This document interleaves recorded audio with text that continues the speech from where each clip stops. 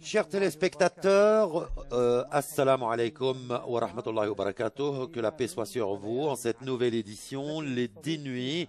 Et nous accueillons aujourd'hui, comme toujours, Cheikh Tawfiq Saïr. Cheikh Tawfiq, bienvenue à toi. Merci à toi aussi et bienvenue également à tous les fidèles téléspectateurs. Aujourd'hui, nous allons parler sur les trésors de ces bons actes. Il y a beaucoup d'interactions également sur les réseaux sociaux. Et comme nous avons promis à tous nos fidèles téléspectateurs d'achever, de finir notre discours sur Al-Bir et la bonté et l'excellence.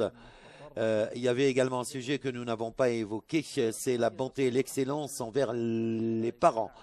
Est-ce que nous imaginons qu'il y a une bonté et excellence pour les anges? Oui, il y en a. Les anges pour nous, sont quelque chose qui sont très important. Nous devons croire aux anges parce que on les voit pas, mais il faudrait qu'on croie en eux.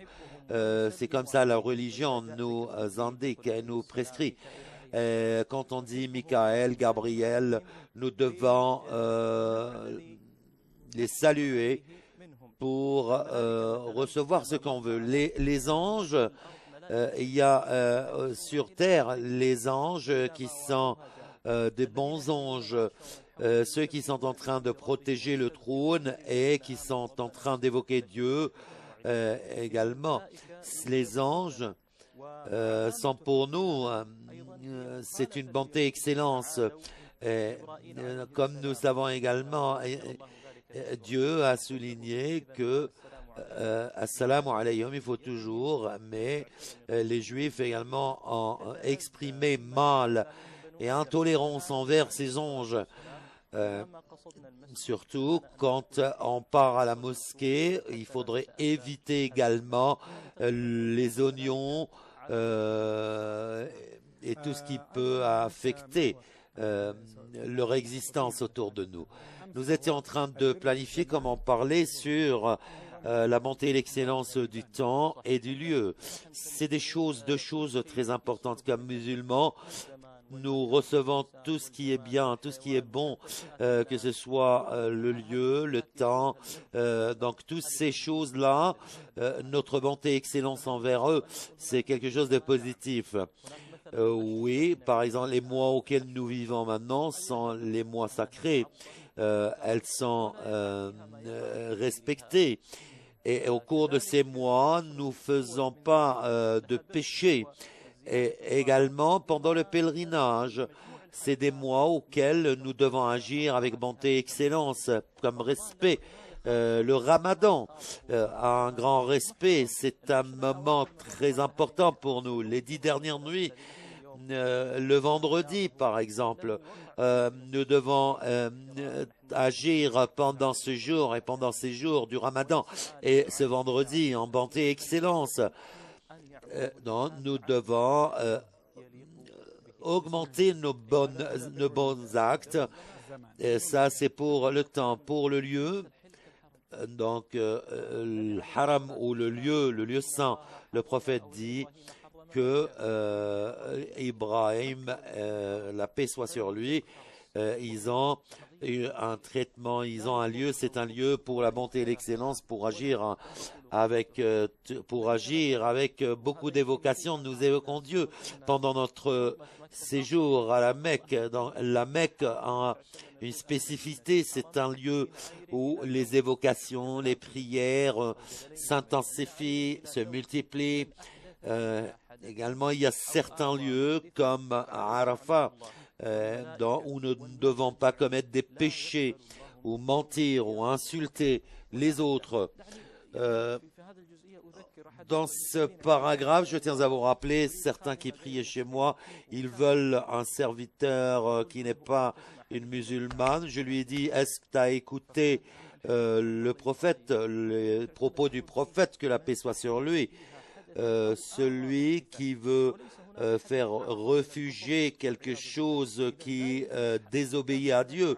Il ne faut pas utiliser ses serviteurs, qu'elles soient musulmanes ou non musulmanes, à ce qu'elles vivent avec toi. Il y a certains actes qui ne sont pas acceptés, qui expriment c'est une totale désobéissance à Dieu. Donc nous allons commencer notre sujet aujourd'hui sans les trésors des bons actes. Avant que commencer, je vais parler également, je vais mettre de la lumière sur une communauté qui est chère pour nous. Le prophète, que la paix soit sur lui, il nous parle.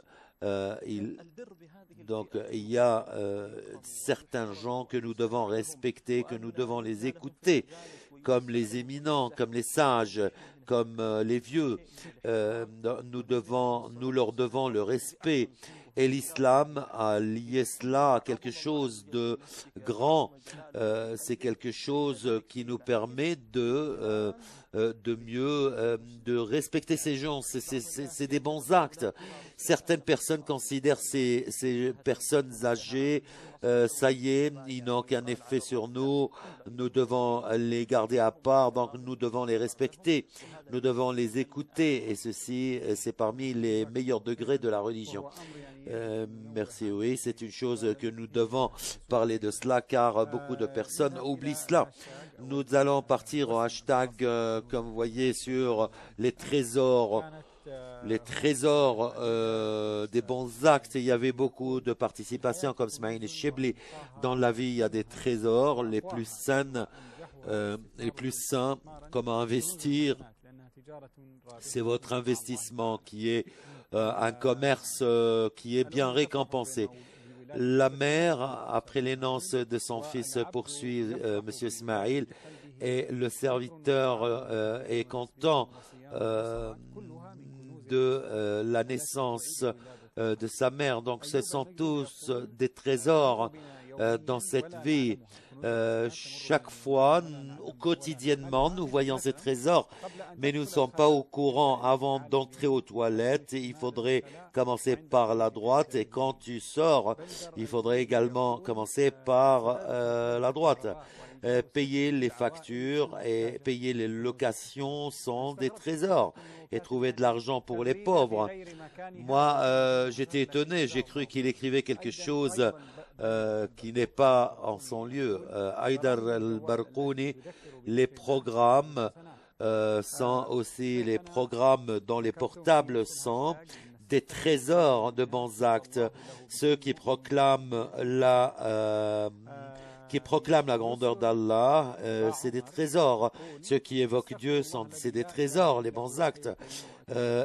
Dieu, exalté soit-il, gloire à lui. Comment essayer également de donner à manger aux jeûneurs, c'est également, celui-ci sera récompensé, et rien ne réduit de ses récompenses. Ce sont des bons actes. Nisma, c'est des noms, Nismat Sida, évoqués pour les musulmans, évoquer Dieu pour les musulmans et les musulmanes sont parmi les trésors. C'est une bonne intention d'une personne qui est crédible, qui est sincère. Il dit que si j'avais de l'argent, je fais tant et tant et tant pour les pauvres. Kunuz el-Hasanat, ou les trésors des bons actes, le prophète a souligné que ceux dont les péchés sont expiés. Il y a beaucoup de participation de la part de nos fidèles téléspectateurs.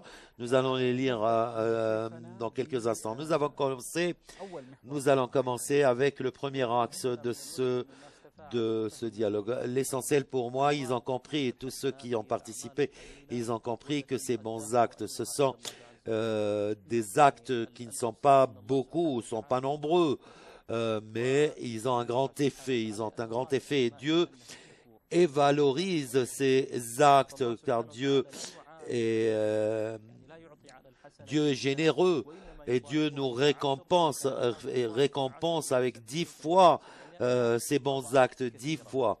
Donc toujours, il multiplie ces récompenses pour nous.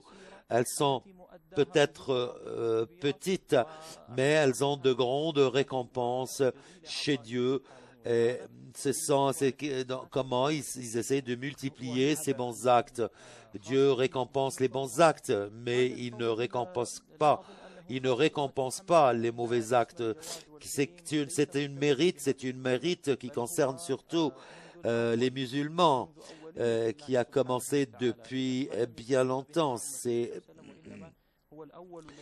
le premier, le prophète qu'on connaît. Nous savons qu'il est également Dieu et généreux.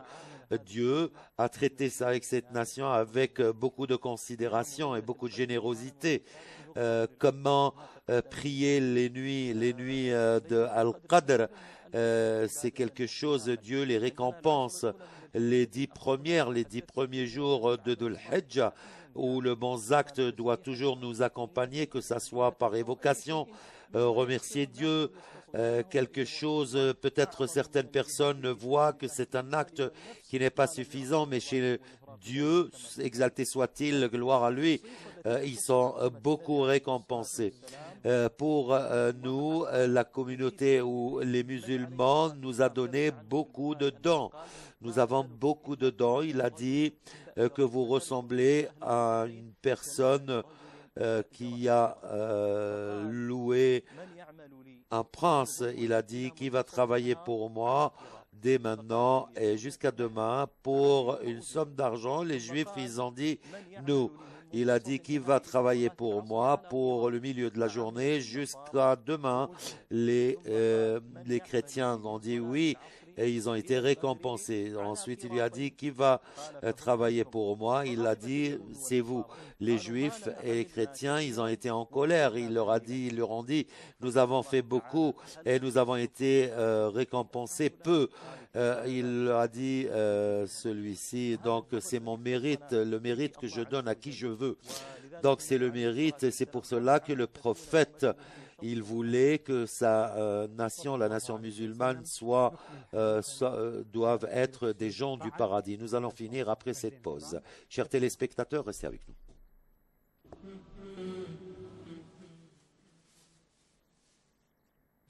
Chers téléspectateurs, bienvenue à vous de nouveau en cette nouvelle édition des 10 nuits. Nous saluons également les téléspectateurs qui nous suivent directement sur la chaîne en français, sur la chaîne Iqra en anglais et sur la chaîne en arabe ils peuvent tous suivre cette partie sur plusieurs langues en changeant la télécommande. Avant la pause, nous avons parlé avec Cheikh Taoufir des trésors de ces bons actes et comment multiplier ces bons actes de la nation musulmane. Et nous avons également parlé longuement sur cela, mais il y a une question que j'aimerais. Comment essayer de multiplier ces bons actes? Est-ce qu'il y a des conditions ou il y a des raisons qu'il faut prendre en considération pour multiplier les bons actes? Les bons actes dépendent elles ont beaucoup de considérations. Tout d'abord, il faudrait qu'il y ait que cet acte ou celui qui agit ou le temps, le lieu et la situation. Comme nous savons également, les actes obligatoires sont différents des actes surérogatoires. L'être humain, il aime ce qui est imposé par Dieu, ce qui est ordonné par Dieu. Alors, pour nos téléspectateurs et téléspectatrices, il ne doit pas seulement il ne doit pas se concentrer surtout sur les actes surérogatoires et oublier les autres actes qui sont obligatoires. Il faudrait qu'il achève ses obligations et les actes obligatoires avec les surérogatoires. Donc, Dieu a dit que si un être humain veut s'approcher de moi, il doit multiplier ses bons actes. Celui, par exemple, qui dépense quelque chose sur quelque chose ne ressemble pas à d'autres.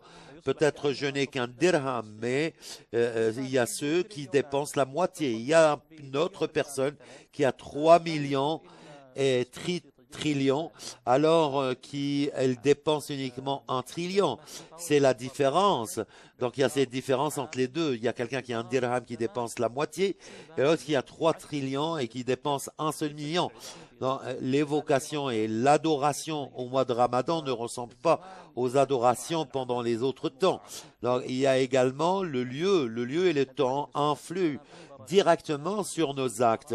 Une prière dans une mosquée sainte ou dans la mosquée sainte, elle vaut 100 prières dans d'autres mosquées. Et dans des mosquées, elle vaut 1000 autres prières.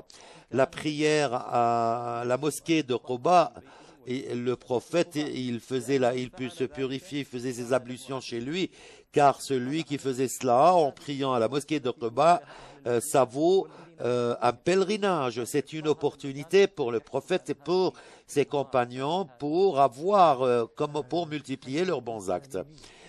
Pour ce qui est de l'intention également peut multiplier les récompenses et les actes, les bons actes. C'est vrai, l'intention, c'est quelque chose qui est nécessaire pour l'acte et pour les adorations. Et quand on parle de l'intention, nous parlons de la loyauté. Nous sommes en train de prier en une seule ligne entre vous. Il y a une différence comme entre le ciel et la terre. Dieu est au courant de tous ceux qui font la prière et peut-être certains qui quittent la prière et peut-être elle n'est pas valide pour Dieu, peut-être que le quart de cette prière. Par contre d'autres, il y a plus. Le prophète dans ce hadith a dit que celui qui est parti dormir, mais il avait l'intention de se réveiller pendant la nuit pour prier. Celui-ci a été enregistré pour son intention. Et l'intention a un grand effet. Elle a quelque chose de très important. Grâce à cette intention, nous pouvons être récompensés comme celui qui a fait la guerre sainte, le djihad. Par exemple, ceux qui sont en train de suivre la chaîne Iqra, des millions de musulmans, mais ils n'ont pas vu peut-être le paysage des pèlerins et ils n'ont pas écouté la talbiya. Donc, il a dit, quand le prophète est sorti à une bataille, il a dit à ses compagnons, il y a à Médine des gens qui partagent avec vous cette récompense. Vous qui sortez vers le pèlerinage, nous avons une excuse, selon eux, ils ont une excuse pour rester à Médine. Et le prophète, bien sûr, dit qu'ils sont récompensés, qu'ils vous partagent cette récompense, parce que leur intention était surtout, ils voulaient sortir pour le pèlerinage ou pour la guerre. C'était quelque chose. Donc l'intention compte beaucoup chez Dieu, elle est très bien récompensée et c'est une chose qui est très importante. Et dans plusieurs expressions, dans plusieurs ouvrages, nous voyons comment nous nous concentrons sur l'intention.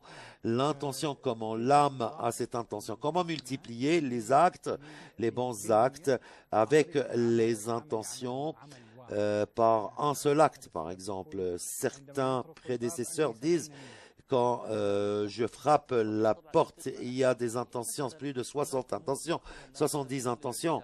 Il y a certaines choses que les gens les prennent comme une habitude, comme les visites familiales. Généralement, la plupart des gens font cela comme étant une habitude. Donc, une personne m'a rendu visite, donc je dois lui rendre visite. Vous pouvez ici regrouper plusieurs intentions. Celui-ci qui a rendu visite à un frère à lui pour Dieu, il veut le faire pour Dieu, pour obéir à Dieu, pour mériter la récompense de Dieu. Donc celui-ci, il a un degré chez Dieu. Donc ce qui permet également de faire introduire la joie au fond de cette personne que tu rends visite. C'est quelque chose qui te permet de renforcer les relations entre les familles. Même cela, même notre propre famille, nous voyons qu'elle est très contente quand elle voit qu'un de leurs proches vient pour lui rendre visite et pour obéir à Dieu ou pour prendre la récompense de Dieu. Et moi, si j'ai cette intention pour obéir à Dieu. Voilà, c'est là où nous atteignons le degré le plus important. Nous sommes en train de manger et de boire parce que c'est une joie pour nous. Mais si nous mangeons et boire parce que ceci est une réponse à quelque chose que Dieu nous a offert, ou remercier Dieu pour cette nourriture, celui-ci a atteint un grand degré. Même dans le travail, dans les études, il y a des intentions. Ceci est très important dans les actes. Certaines personnes aujourd'hui qui partent au travail sans volonté, sans désir. Mais non, vous partez à l'université ou à l'école, il faudrait savoir que les anges sont toujours veillent sur toi pour ceux qui demandent la science, qui demandent à apprendre. Non, il faudrait savoir cela.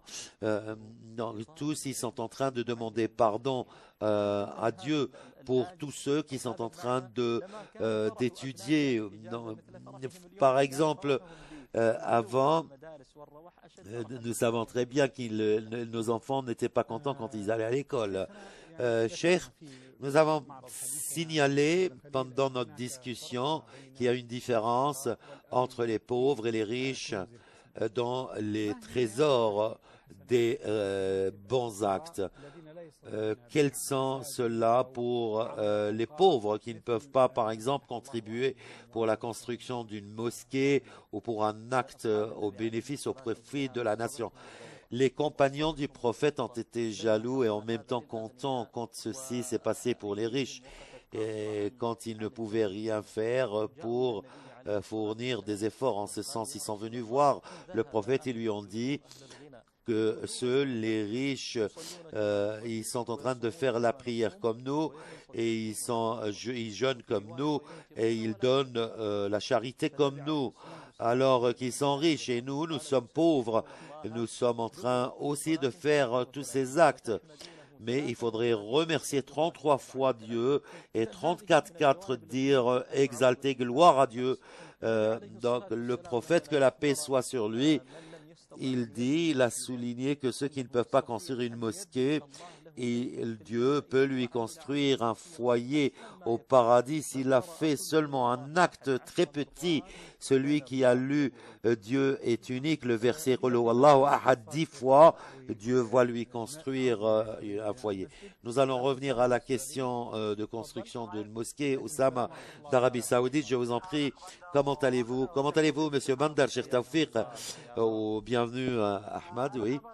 Je vais parler sur les mérites de ces bons actes. Et le jour de Arafat, pour le pèlerin et pour celui qui n'effectue pas le pèlerinage. Nous allons parler de ça le 8e jour.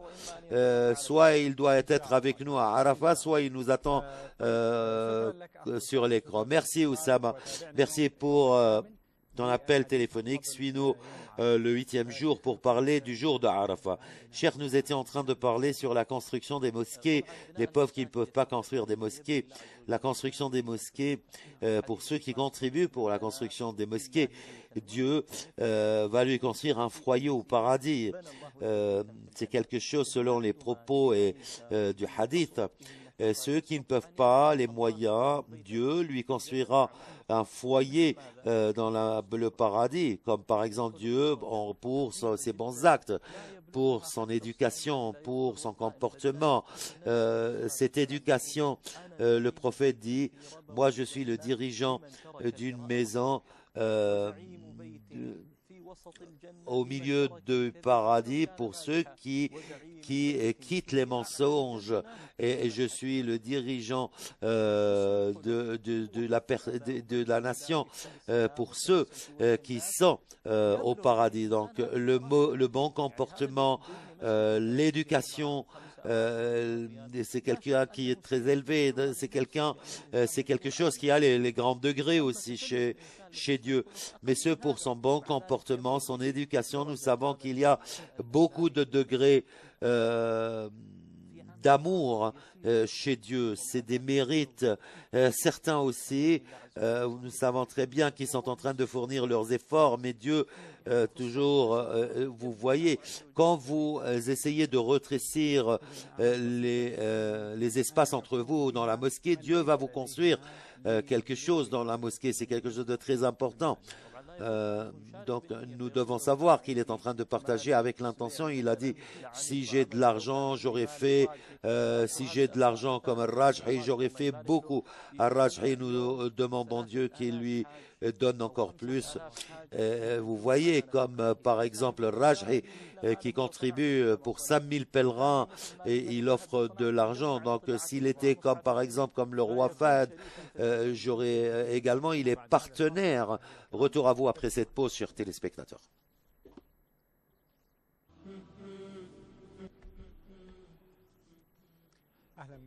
Chers téléspectateurs, bienvenue à vous tous dans cette dernière partie de notre émission Les 10 nuits. Nous avons un appel avec Ali d'Irak. Ali.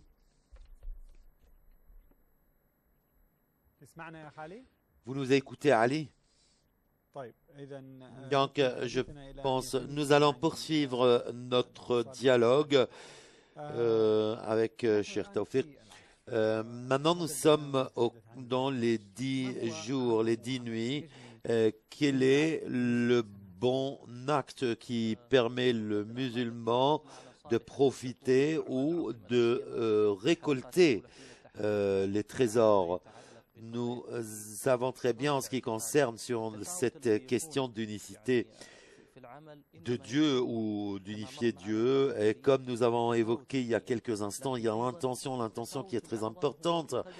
Mais le plus important encore, c'est cette âme qui est rassasiée par la foi, par ceux qui sont en train de multiplier leurs adorations. Abu Bakr, qui effectuait ou plutôt qui faisait les prières. Alors pendant ces prières, nous voyons s'il y a cette grande intention, cet grand amour envers Dieu, nous savons très bien qu'ils sont récompensés.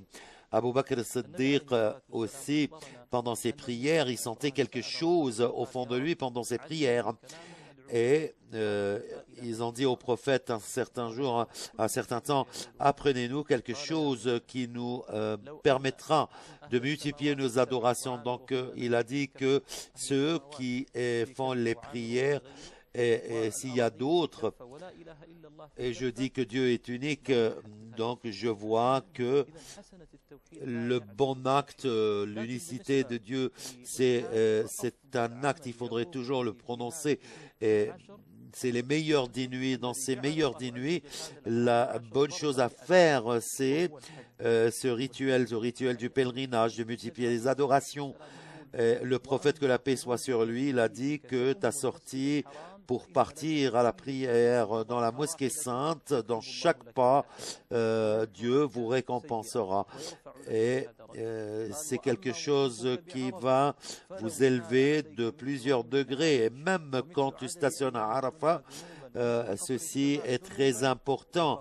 Tous tes péchés sont expiés pendant le stationnement de Arafat. Même la lapidation de la stèle, c'est quelque chose qui est récompensé. Et en même temps, couper les cheveux, il y a une mérite, il y a une récompense. Nous avons une communication de Mohammed des Émirats Arabes Unis. Oh Mohammed, assalamu alaikum. Comment allez-vous? Très bien, merci. J'ai une petite question. Le cheikh, il a dit que celui qui va à l'université, qui cherche la science, il est récompensé. Moi, j'ai entendu cela, mais est-ce que je prendrai la récompense d'un éminent, par exemple? Des fois, moi, j'aime bien conseiller des gens. Mais est-ce que j'ai une récompense lorsque je fais cela? Est-ce que cette récompense équivaut à la récompense pour un éminent? Très clair, ta question est claire. Le cheikh va vous répondre. Je tiens à la remercier pour la da'wa, c'est vrai que celui qui va et qui étudie, il doit avoir cette volonté pour essayer, il doit avoir toute cette connaissance pour apprendre les gens sur tout ce qui concerne la science et tout ce qui concerne la science. Il ne doit pas être peut-être un cher ou un éminent pour orienter les gens. Mais par exemple, elle sait que la prière du matin a une grande récompense. Elle peut orienter les gens vers cela. Elle va être récompensée pour cela. Le prophète dit, vous pouvez transmettre les autres mes rituels, même s'il s'agit d'un seul acte que je faisais. Vous serez bien récompensés. Nous souhaitons que Dieu nous apprenne, elle et nous, tout ce qui est en notre profit. Donc, nous allons également parler de toutes ces contributions et ces participations. Fayyouz Ahmad, elle dit que donc celui-ci pour les trésors des actes, ils seront récompensés et les péchés sont expiés. Fajr, elle dit que nos bons actes sont les plus importants aussi parce que la meilleure chose chez Dieu, c'est toujours d'évoquer Dieu, exalté soit-il, gloire à lui. Donc ceci dépend, ceci ne veut pas. Tu peux commencer avec avec quoi que ce soit. Je vais marcher avec mon frère en une chose, 1000 fois mieux pour moi de rester dans une mosquée. C'est comment essayer de rester toujours attaché à Dieu et l'évoquer. Et j'essaye également de suivre mon frère. Et je parle avec mes frères. Donc pour moi, pour faire ces bons actes, c'est quelque chose qui lui permet donc de rester, de choisir les mosquées en leur lieu. La prière dans cette mosquée qui vaut 5000 prières. Celui qui évoque Dieu, il fait tous les bons actes. Et quand vous sortez pour répondre aux besoins d'un frère à toi, c'est quelque chose aussi très important. C'est un trésor. J'ai une communication de Ummadi. Ummadi, je vous en prie. Assalamu alaikum. Assalamu alaikum et merci beaucoup. Les 10 nuits bénies. Je vous remercie également pour cette... nous sommes en train de vivre réellement le pèlerinage. Je ne sais pas comment vous expliquer cela, mais nous sommes en train vraiment de vivre le pèlerinage.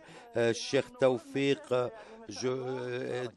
toujours nous l'aimons. Est-ce que la femme a le droit d'aller au pèlerinage?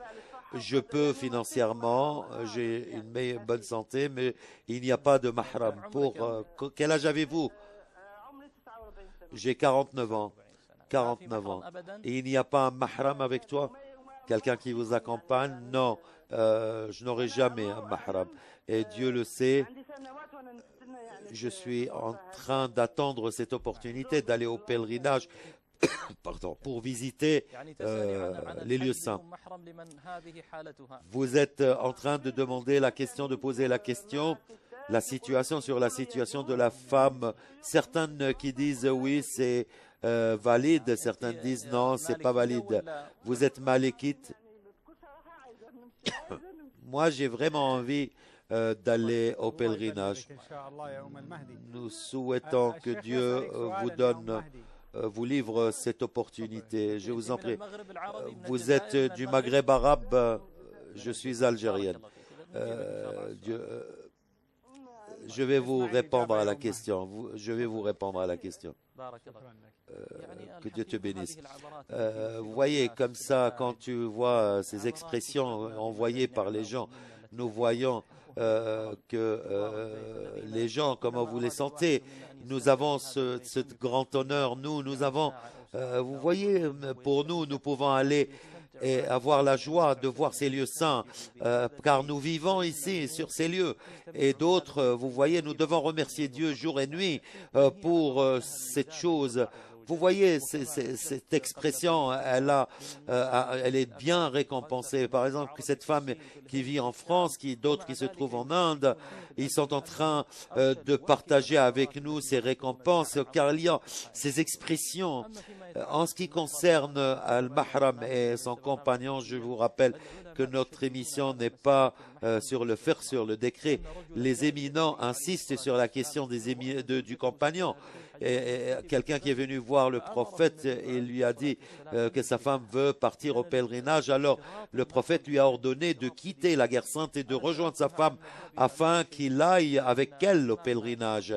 L'imam Malik a dit en sa situation qu'il n'a pas ce mahram et qu'il n'y a pas un compagnon, et il lui autorise de sortir dans un groupe rassuré.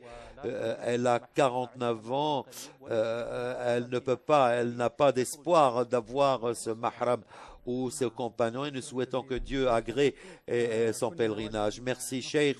Nous voulions achever cette partie avec l'évocation. Nous vous retrouvons, chers téléspectateurs, demain. Et maintenant, nous allons utiliser demain sur Ashwaq. Maintenant, nous désirons fortement que vous participez avec nous. Demain sera une des premières parties de Mash'ar Mina. Et on vous retrouve demain. Bonne nuit.